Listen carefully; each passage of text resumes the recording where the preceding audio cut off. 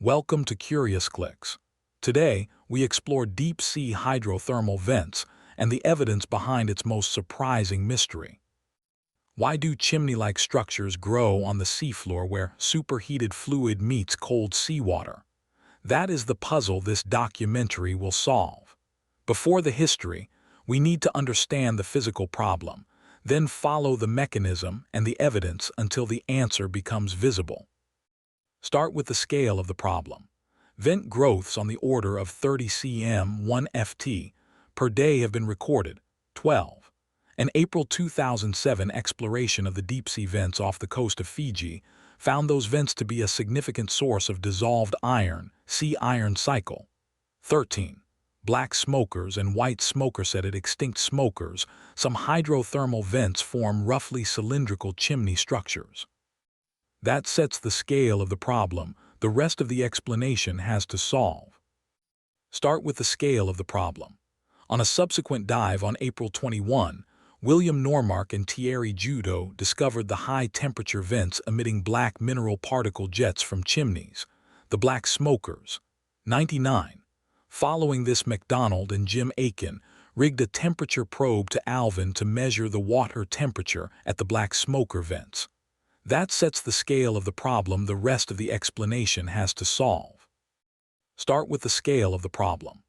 The expedition was led by Fred Spiess and Ken MacDonald and included participants from the US, Mexico, and France. 18.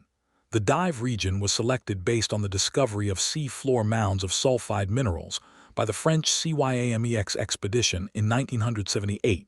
98.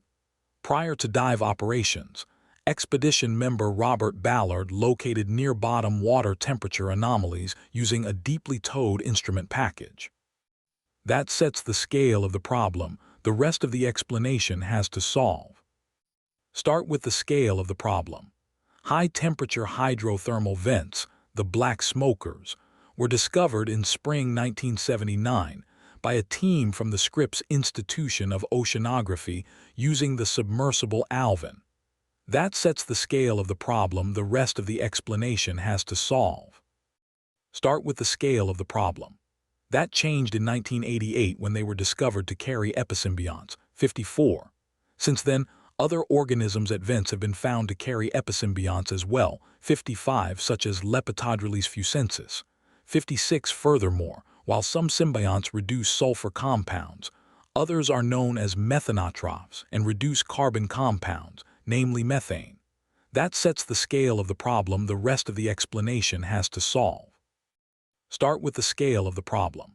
The hydrothermal vents are recognized as a type of chemosynthetic-based ecosystems, CBE, where primary productivity is fueled by chemical compounds as energy sources instead of light chemoautotrophy. 29. Hydrothermal vent communities are able to sustain such vast amounts of life because vent organisms depend on chemosynthetic bacteria for food. That sets the scale of the problem the rest of the explanation has to solve. Start with the scale of the problem.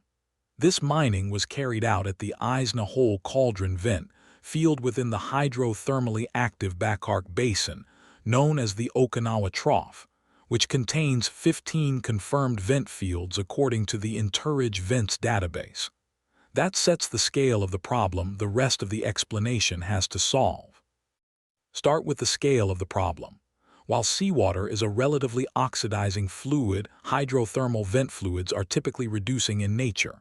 22. Consequently, reduced chemicals such as hydrogen gas, hydrogen sulfide, methane, Fe2+, and Mn2+ that are common in many vent fluids will react upon mixing with seawater. That sets the scale of the problem the rest of the explanation has to solve. Start with the scale of the problem. Chimneys thicken due to heat conduction, encouraging crystallization. 16. The deposited metal sulfides can become massive sulfide ore deposits in time. That sets the scale of the problem the rest of the explanation has to solve. The surviving evidence gives us a firmer clue.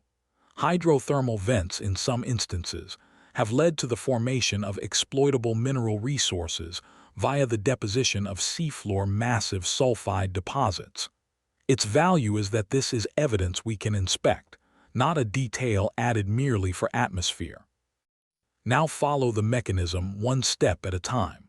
When the superheated water contacts the near-freezing seawater, the minerals precipitate out to form particles which add to the height of the stacks. This is one link in the cause-and-effect chain. The next step has to connect to it physically. The design only makes sense when we look at what can go wrong. Studies on deep-sea shrimp have shown the potential for floodlights used on the sea floor used in studying the vent systems to cause permanent retinal damage.